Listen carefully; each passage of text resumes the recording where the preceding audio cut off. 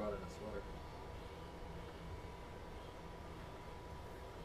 Just got a haircut. Now it feels like my head.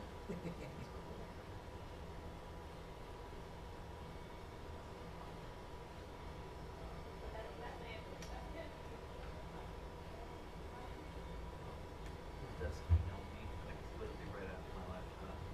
Yeah. Hey, the shot was Well, that's good. yeah. All that worry. So.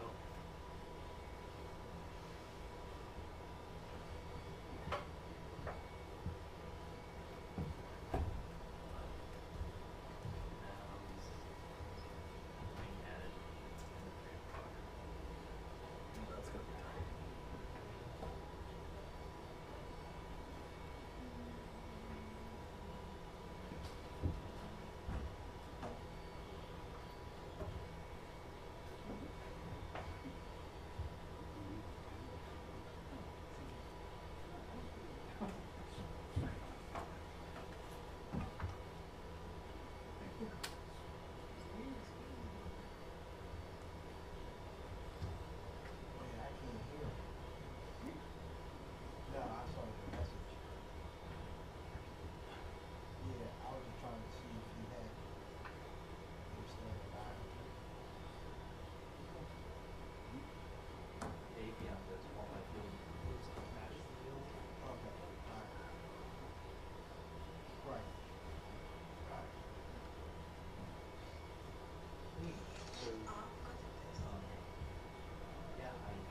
Via. Via.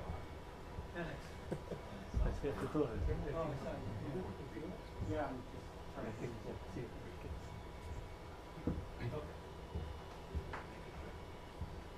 How do we got it? That it even possible. No, it's like, I talked to okay. Okay. Alright, sounds good. And thank you for the compliment. I appreciate it. So you see those, right? Did anyone else say so, or is that just for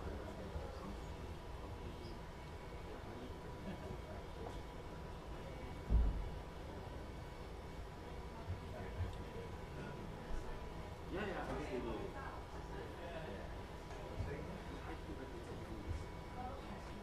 Yeah, I talked to you. Yeah, I talked to you. But they were just like, yeah. No. Because I told you. Yeah.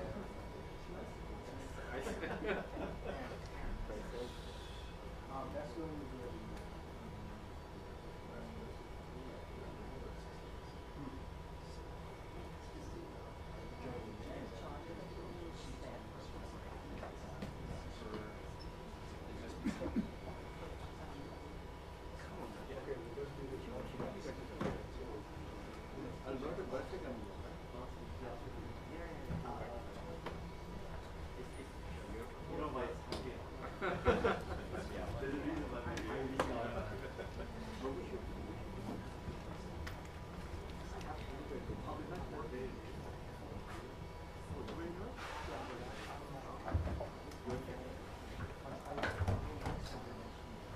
Sorry, it's so big.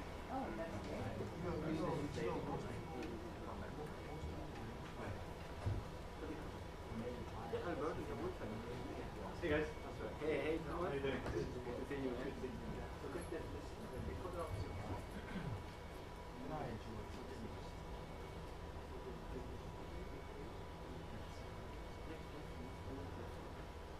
Yeah, because it is the Alberta side, very like the middle of the last time.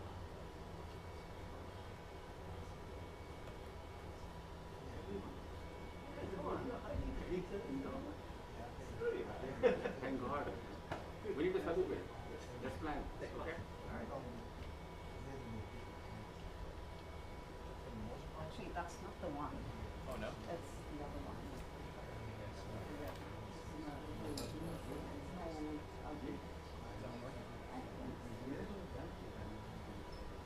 Yes.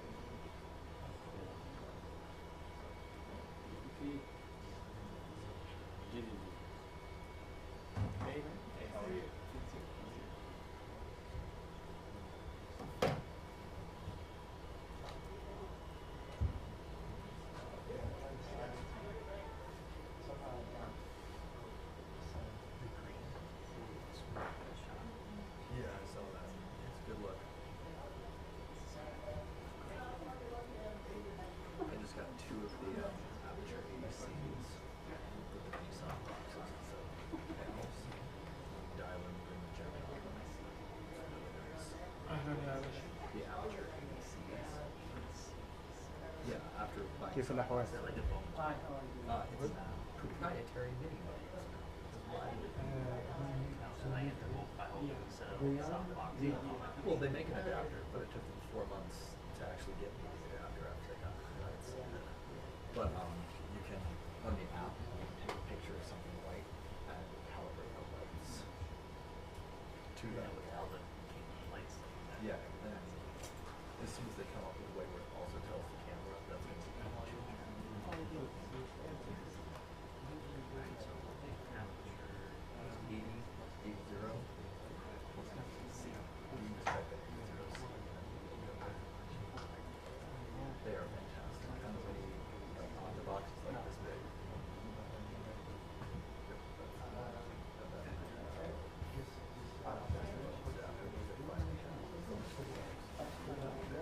It's like this big.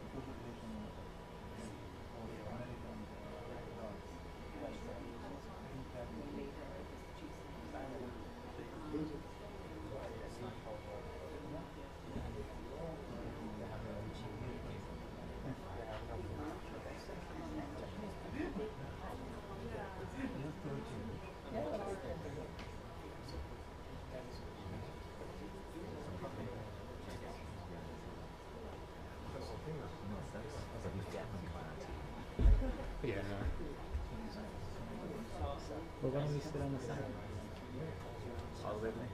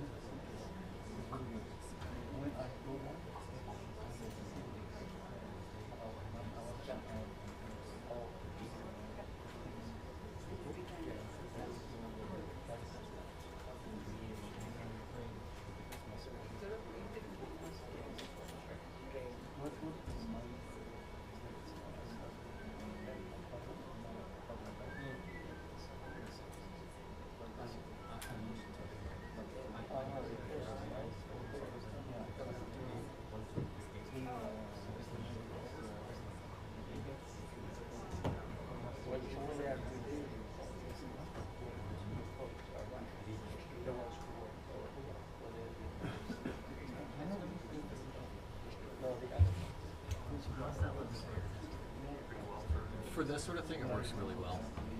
This is kind of a long road. Yeah, but with the clear zoom, if you're What about the studio A? Studio A, it's a little short. I'm not gonna lie, I still use it, but I'd like 15 more millimeters. Or wouldn't we?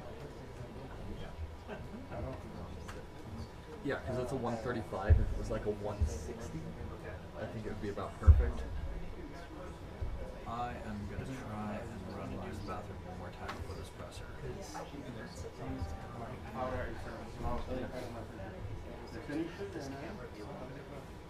Yeah, which between the two lenses, it's almost there. Really, I also carry the 7200. And like between the three of them, it's not many.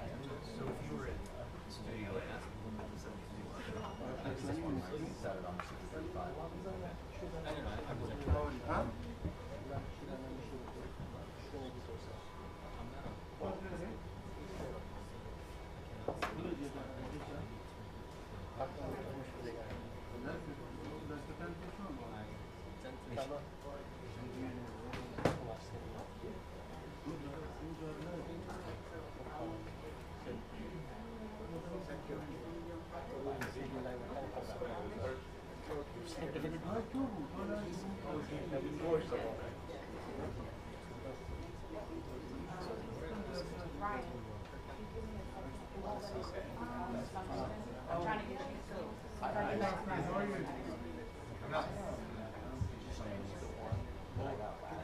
Oh, yeah, that's fine. Yeah, I got a new request from it. Yeah, I come ahead with a question every time I. Oh, gotcha. Okay, okay. This is what I have. Okay, okay. Thank you.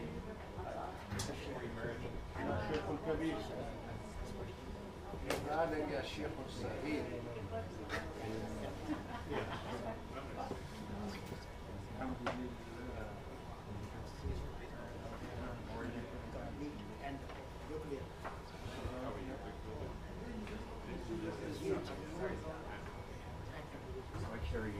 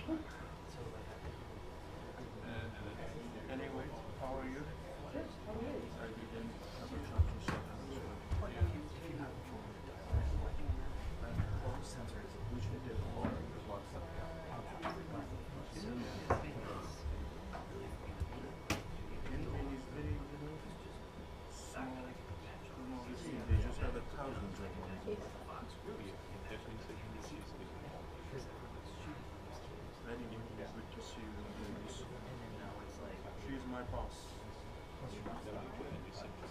Always. I'm not friend. Good to see you. Good to see you. Always my pleasure.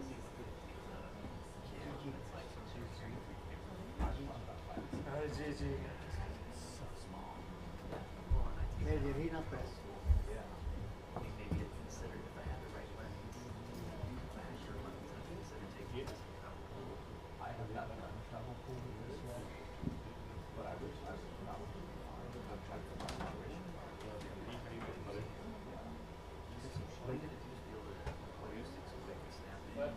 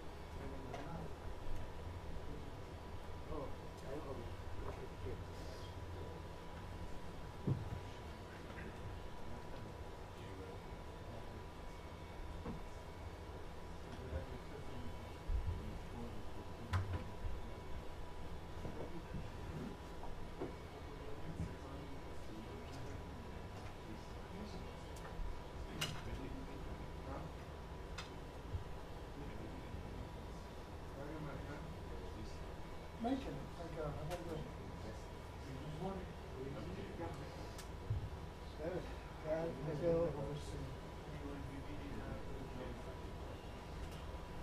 At least with some.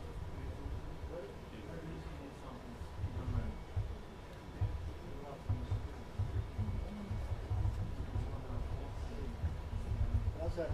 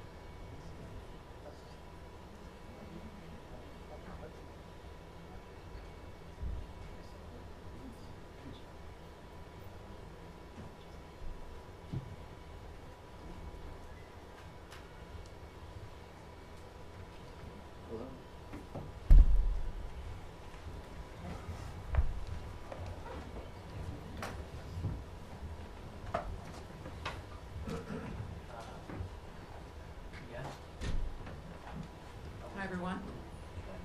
Hi. Welcome back. Appreciate you being here. Thank you. Well, when that happened, I asked Ashley. Everyone's set? We're good? Great. Welcome aboard, everyone. Planning on getting- Thank you again for being here. For generations, the Middle East has been dealing with the world's largest state sponsor of terrorism, with the attack on Israel on October 7th by Hamas, reminding us of what's at stake. Due to the wisdom of the American people, President Trump's election to a second term has offered the world a chance to see an American leader committed to solving many of the world's existential threats with determination. Now, as the conflict between Israel and Iran continues, President Trump has also been clear that Iran cannot have a nuclear weapon. Secretary of State Marco Rubio has also stated that fact, as he has traveled the world working to implement President Trump's vision of peace and security. That statement has also been uttered from this podium many times. The fact that Iran cannot have a nuclear weapon is clear.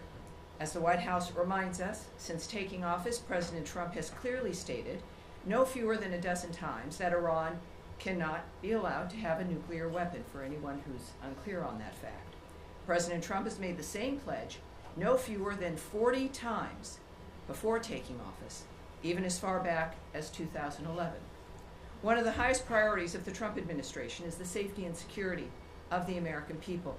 To that end, the Department of State has established the Middle East Task Force to help coordinate support for U.S. citizens, our U.S. diplomatic missions, and personnel and diplomatic engagement. The task force is operating 24 hours a day. Over the past week, to help keep U.S. citizens informed, we have issued more than 30 security alerts to countries in the region and updated the travel advisories for Iraq and Israel. We remind U.S. citizens not to travel to Israel or Iraq and not to travel to Iran under any circumstances. We continue to monitor the complex and rapidly evolving situation on the ground as we continue to assess and address the needs of U.S. citizens.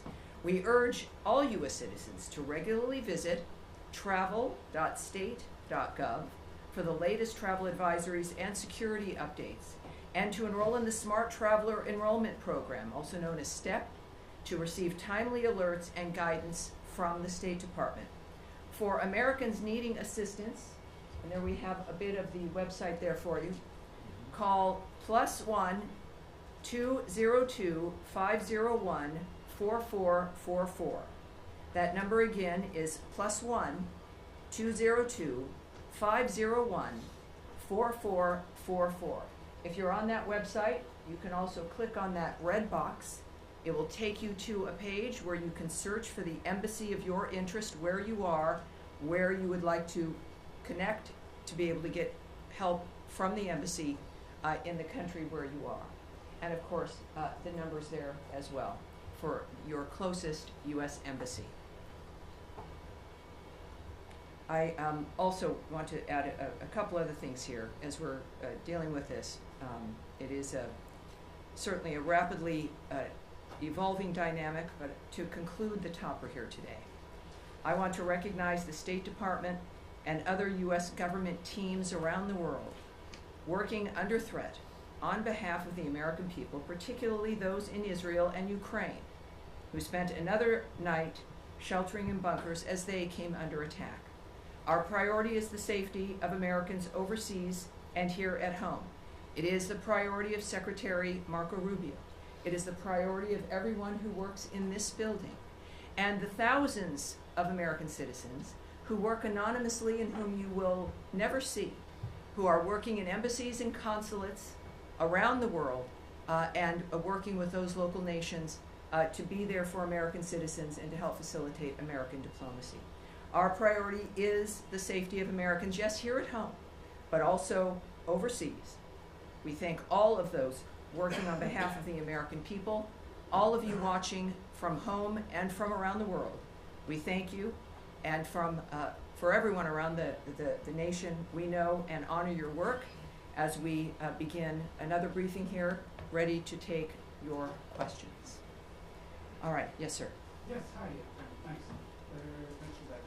Could you give us some more details on this task force, how it's going to work, and specifically if it's going to help Americans potentially leave the region, be repatriated, depending on the countries that they're in, and any more details? Right. I won't be giving you, just as a reminder of how today is a little bit of a different day for the briefing. There is always things that I can't say to you. And yet we have a long back and forth. Sometimes we have a little bit of a debate. I won't engage in that today. My responses will be perhaps a bit quicker than usual, and I'll be moving around more quickly to reach as many of you as I can. There will be less than I can answer for you because of the circumstances that we're dealing with around the world. So it is, just want you to know, it's not personal, but we're working on certain things like the task force as an example. The task force is a group of people who are working, taking the calls of people, of American citizens around the world, making sure that they get connected with what they may need in that region. I won't go into the details of all that the task forces do, of course, but it's about information, making sure people here at the State Department and people that we get the information we need, but also people around the world, American citizens, get directed to the information that they may need as well. So I'll leave it at that, but this is something that the State Department does when there's a situation that requires it, and this is one of those times. Sure, Matt, sure, of course. That phone number that you get, if you call that number, which I can do right now, who do you get? You get an individual who is... Task force?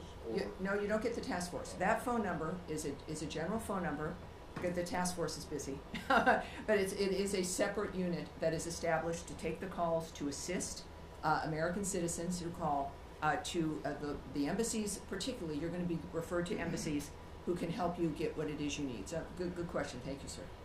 All right. Yes, Andrea. Question. There's some specific consular needs.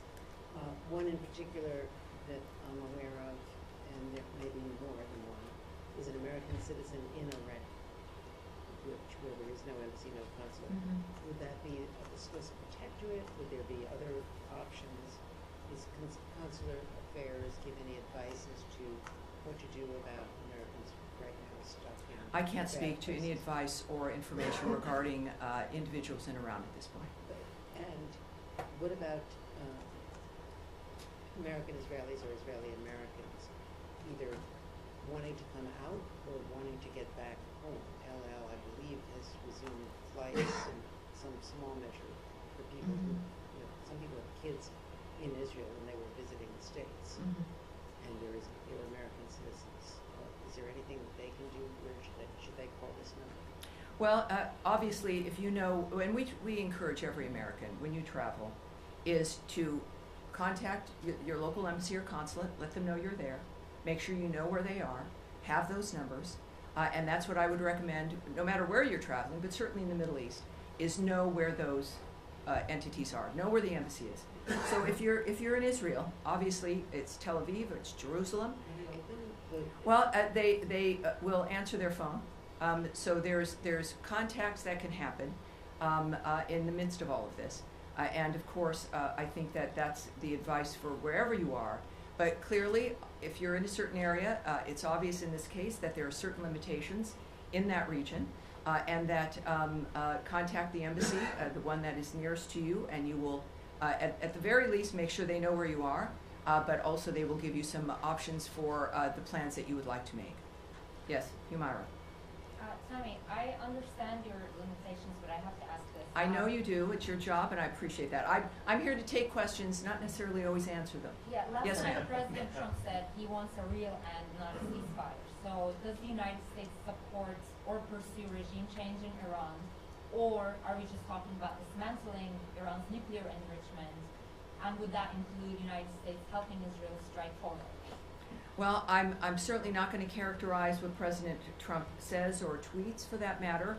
He doesn't need characterizing. He's one of the most transparent, one of the most clear individuals that we've known. I think that we can take his word for his word, but I'm not going to speculate on, in a larger sense, what that would mean, that is up to the president. He is the singular guiding hand about what will be occurring from this point forward, as he has been. And I think that dynamic is pretty clear. He says he wants an end, as he has said about every conflict that he has, as a peacemaker, worked to stop peacefully through diplomacy. That has been his commitment. And he wants these things, as he said about a number of situations, not for a month or 6 months, but durable ends to this nature of forever wars. And that has been his posture, and that's his posture now. Okay, I have an easy follow-up. Yes, ma'am. How many people? I'll take a hard one, too, I'd say. How many people so far have contacted U.S. missions in Israel or elsewhere, American citizens, seeking help to depart the country that they're in the Middle East? Yes, I won't discuss those details or the numbers involved with the Are embassies. you guys planning to facilitate charter planes to get people out or military evacuation? I will not discuss what our plans are in that regard. Yes, ma'am. Just to follow up on that really quickly. Sure. Are you guys considering at all operations that would help Americans who want to leave the region from evacuating? I know that our commitment is to the safety and security of Americans around the world. All right? Yes, sir. And Yes, sir. Go ahead.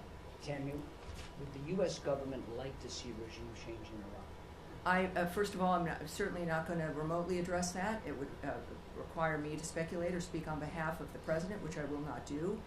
What we've seen, though, is clear, is months and repeated statements that all he wants is a peaceful world. His activity and the nature of the actions that the United States has taken and his special envoys have been rooted in one thing, which is negotiations, looking for diplomatic solutions to generational problems that he wants solved diplomatically. That has been his constant posture. And there has been nothing that has changed in what he wishes for, what he would hope to accomplish. And so, of course, that's not something I'm going to address. Is the U.S. government and the Israeli government on the same page when it comes to the intelligence about Iran's nuclear weapons? That is a question for the White House and perhaps the NSC. That's not something I can answer here. Nadia. Thank you, Tammy. The president said he wants to see Iran offers unconditional surrender. I'm not going to ask you to comment on the president's statement, but I'm going to ask you if the secretary is involved in any kind of diplomatic missions with his allies, with the Germans, with the French, trying to offer something to the Iranians as a way out. Well, I, again, would not speak on the details of any diplomatic conversations, if they occurred, between whom, what those details would be. We know, of course, the Secretary and the President were at the G7. Their constant work from the moment they came to office has been and certainly Secretary Rubio, was to open up conversations and to lead the world through diplomacy to make a difference. But that's the only thing that would guide me when it comes to the nature of the decisions they're making at this point. Yes, ma'am. Without getting into the details of the conversations, is the door to diplomacy with Iran on its nuclear program still open from the U.S. perspective? That would be a decision made by President Trump. Have you heard from the Iranians signaling interest in continuing discussions? That is not something that I can speak to. Yes, ma'am. Going back to the conflict piece of this in Israel, the latest security alert from the embassy there still says that the embassy is not in a place to evacuate or directly assist Americans. Do you have any timeline on when that might change for the Americans who are stranded in that country? And just looking at how quickly the security situation has changed there, the travel alert was raised to a level 4 from a level 3 for the entirety of the country. Is that a sign that the State Department was caught on its back foot a little bit by this change because Americans still can't get help? I can say the answer to that last question is no. We are working 24/7 to ensure the safety and the security of Americans around the world. I can say that the Department of State is always planning for contingencies to assist private U.S. citizens' departure from crisis areas. And we will alert the U.S. citizenry community if there is and when there is additional information to share regarding their options during any crisis, but certainly this one as well. When it comes to how quickly people can expect a dynamic, the American government, the State Department, our militaries, you've seen all of these assets, all of these departments involved in this dynamic in one fashion or another. are working exclusively for the safety of this nation and the safety of the American people wherever they may be. Yes, sir. Thank you, Tony. At the top, you said that you're advising U.S. citizens not to travel to Israel or Iran under any circumstances. Do you have any more general guidance for Americans in the Middle East, more broadly as a region? Are there other countries that you're advocating people depart from? Well, at our website, we have our travel alerts. We also have moved them on our State Department Twitter, our social media accounts.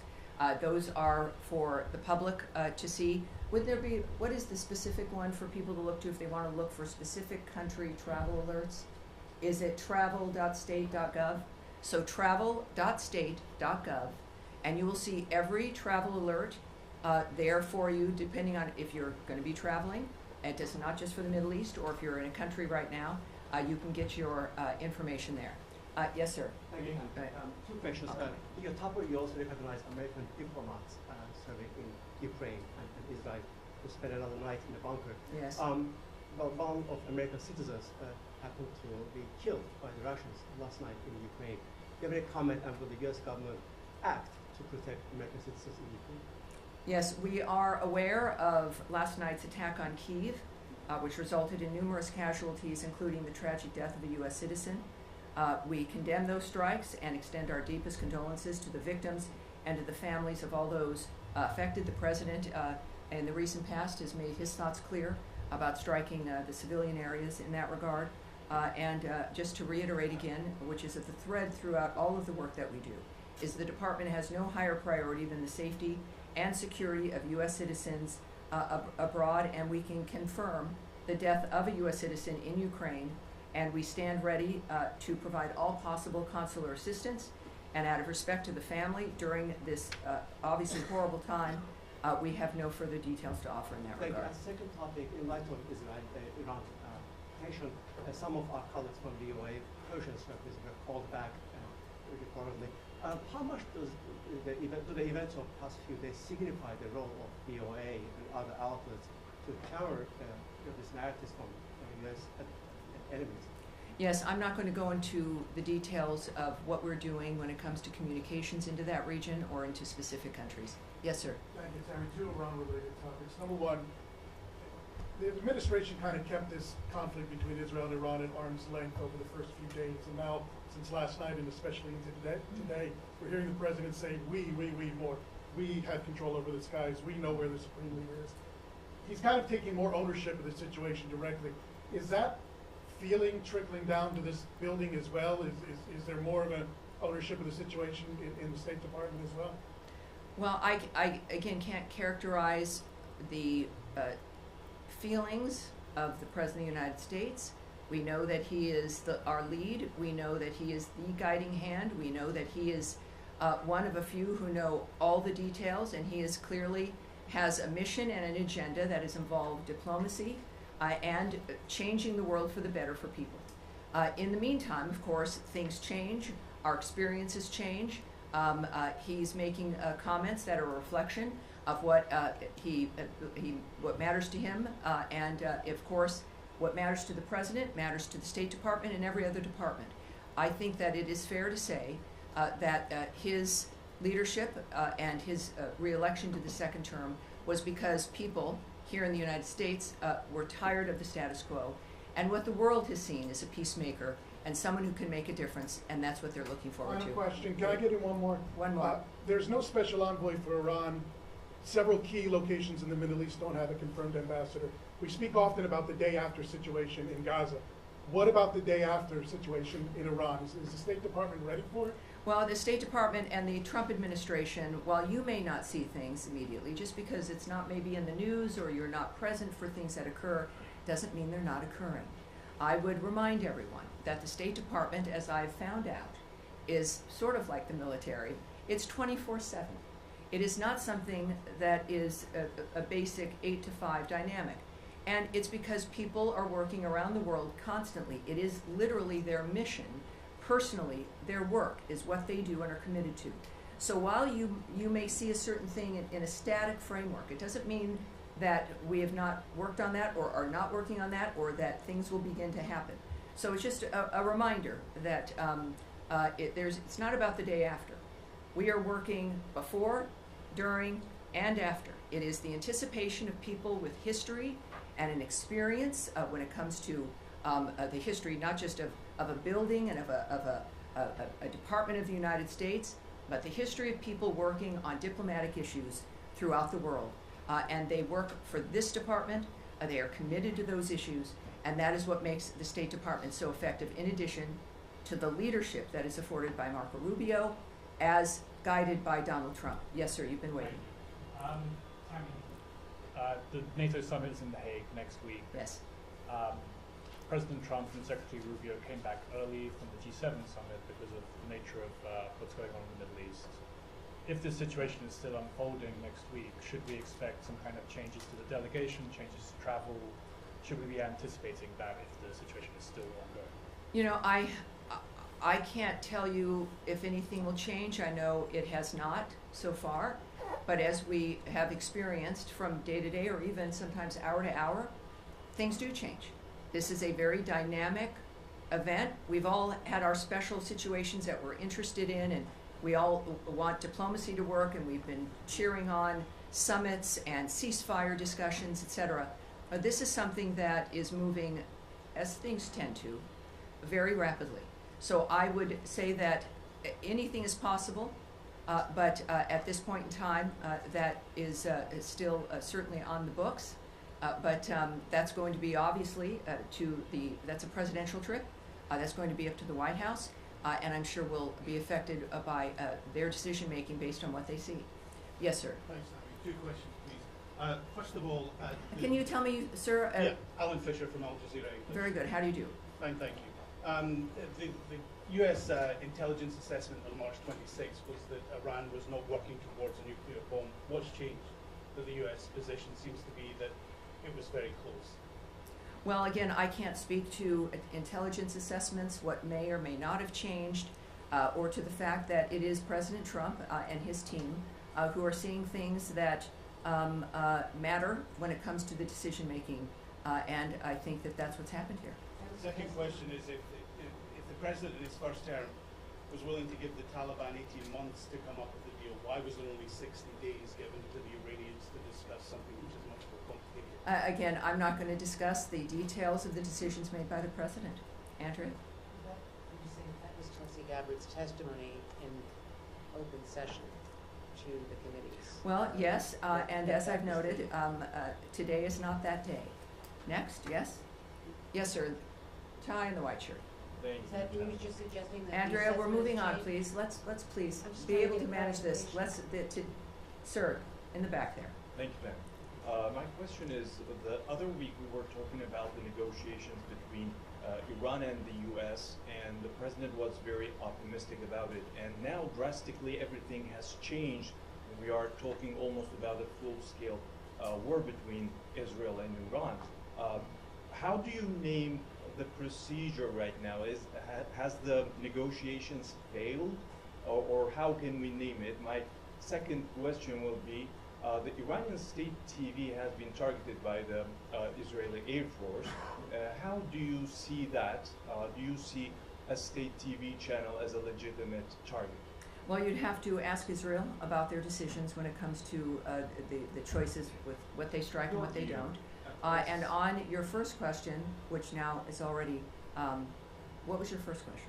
My first question, after all this, after these escalations, how do you name? Oh well, the I would say that you would look to the President of the United States for how he is characterizing what has occurred, and he is very open and transparent with that, and does it with his many conversations with the media, and also on Truth Social. He is clearly accessible, certainly with his remarks, and he has said a number of things on social media that I think might answer your question. Yes, Saeed. Thank you. Very quick question on Gaza. Of course. Well, yeah. Are we continuing Well, still with it? I will will come to you on Gaza, Saeed, I promise. But let's continue with the topic at hand. So yes, sir, in the back. Thank you so much, time. 2 questions. One question on Iraq related to Iran. Iranian backed groups, the Iran Hezbollah, threatens the U.S. against interfering in the Israel-Iran conflict, which they said any American intervention in the conflict would prompt the group to target the U.S. interests across the region. How do you reach to the Iraqi government, and what's your message to these groups? And the second question, what's the State Department's assessment of diplomacy? Have you put diplomacy on the side, or you still believe that diplomacy can work with Iran? Well, again, I'm not going to comment on the nature of how the White House or the President or the DOD will respond to certain remarks or demands made by someone. So you'll have to ask the DOD regarding their reaction in that regard. I would also, though, I know that the President's Truth Social, he's made it very clear, even I think today, and I think I've got that right here. This is, again, one of the things we've learned about President Trump is that when he tweets, when he speaks, the world watches, and it's the most clear framework that we can learn of his approach. He has,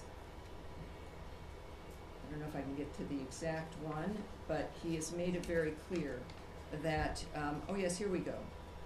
He has noted that we don't want missiles shot at civilians or American soldiers, or our patience is wearing thin. Thank you for your attention to this matter. He is making it clear, I think, here regarding certain choices on the ground that are being made, and that what we've asked for regularly is, and what he has made clear is that we were not a part of the initiation of this, certainly. We're not a part of Israel's attacks on Iran. That I think was stated very clearly by both Secretary Rubio and the President. And that's important for them, for people to know. And in this case, of course, the President has made it clear that if Americans are hurt, or in this case, a missile shot at civilians or American soldiers, that there would be a repercussion. I think that would not be surprising. All right, we'll go back. Well, more on Iran. We'll close with you, sir. Thank you so much. Could you tell us about the role of partner countries in mediation efforts with Iran, like Mohammed bin Salman of Saudi Arabia, Qatar, and UAE? President Trump recently concluded a successful trip to the Middle East. What can you tell us about the role of these partner countries? Well, it's clearly he went with a goal in mind. He makes deals. He's the best deal maker in the world. These partners in the Middle East that we have, they understand clearly our intentions and what our goals are. Thankfully, again, to the approach and the style of President Trump.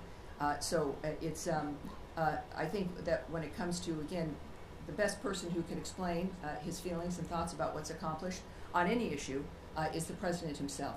So I refer you back to what he writes and what he is posting on, I think, a very regular basis, which is helpful to people like me, and I think to the world at large as well. Despite Israel's concerns, despite Israel's concerns, President Trump is still trying to negotiate with Iran for a nuclear deal, showing that his priority is peace in the region. President Trump has once again recently offered to mediate on Kashmir, but the Modi government says that they don't need Trump's help. Does President Trump need Modi permission to bring peace in South Asia by resolving the Kashmir issue? Well, yes, this is every country, as President Trump has stated, is a right to define its own future. He offers his help, and it's up to whoever he's offering it to whether or not they'll accept it. We live in a fascinating, exciting time where we've got a man who can make the difference, and he's generous about making that difference. He could have chosen to have this term be about anything other than peace and making America great again, but he's stuck with that. He's committed to that. It is part of his overall commitment to the country. So I would not speak to the nature of another country's decision making. That's up to them. But I think all of us are grateful that we have a president who's willing to help and wants to help. Now you have one more in Iran, and then we'll go to Saeed.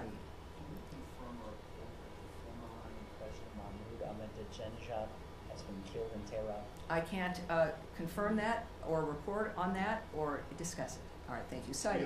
Thank you. Very quick question. Yes, sir.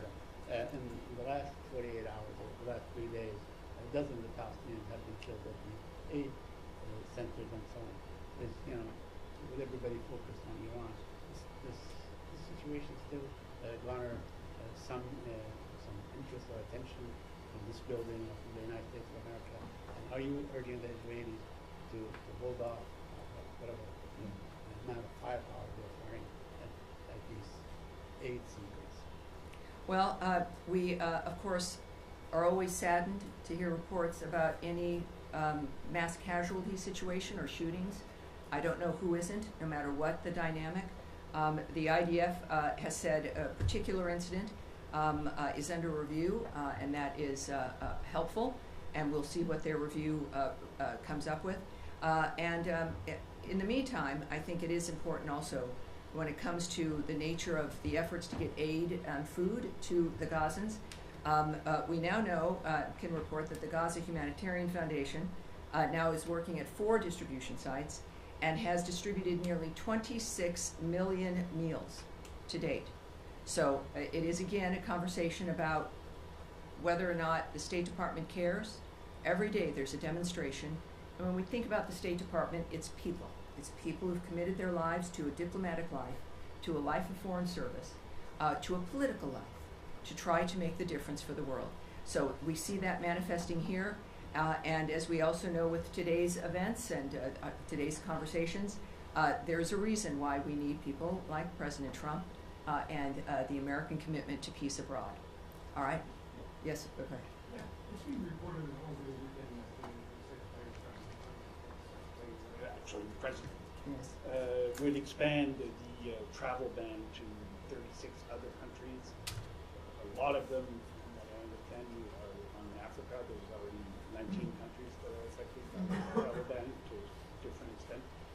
Can you share any details, elements you have on this plan? I'm going to speak a little bit about it, not into the detail of what, about the decision making or the process in that regard, but we are of course committed to protecting our nation's citizens by upholding the highest standards of national security and public safety through our visa process in particular, as laid out in President Trump's Executive Order 14161, protecting the United States from foreign terrorists and other national security and public safety threats.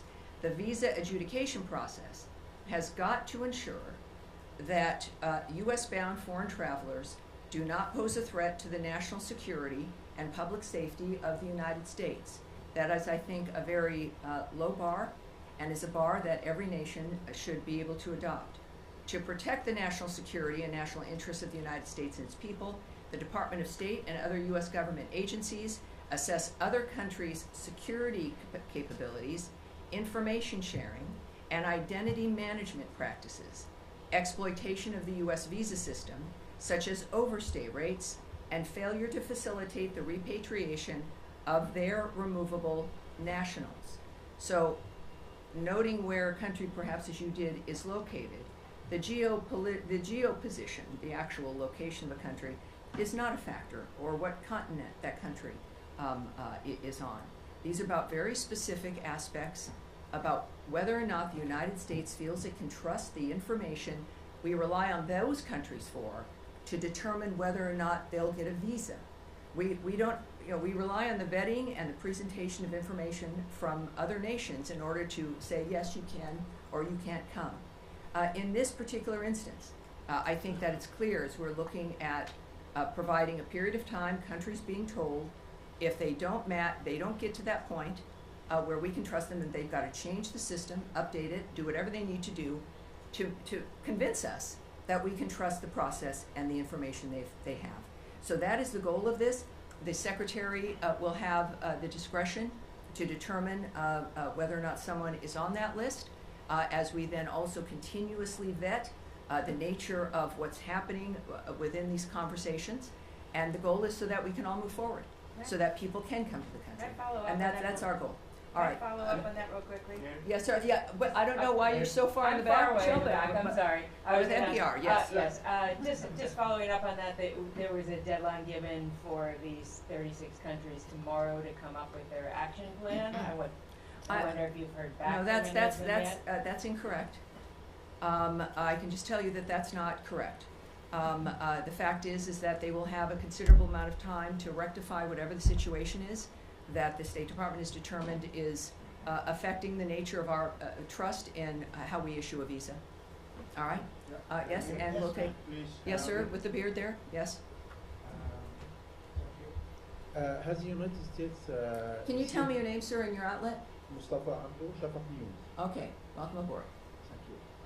Has the United States received any official request from Baghdad to help prevent Israeli overflights in Iraqi airspace?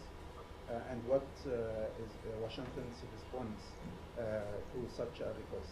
Again, you would need to speak to the Department of Defense and the White House regarding that. I won't speak to the details of conversations, certainly about anything of that matter involving any country. And I think that will be it for today. As we return, thank you all for your patience, and I expect to see you again later in the week. Thank you very much, everyone. Thank you. Appreciate it. You only have half of the German, if that's okay.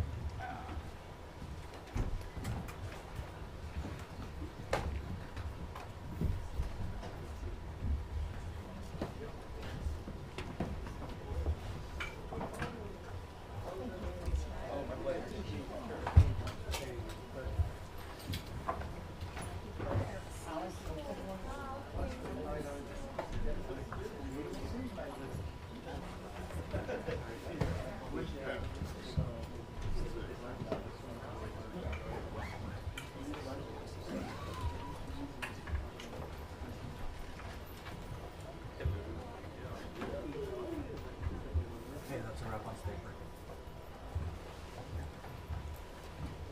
No, I'm not sure that hits, but we'll see. I'm not sure that hits, but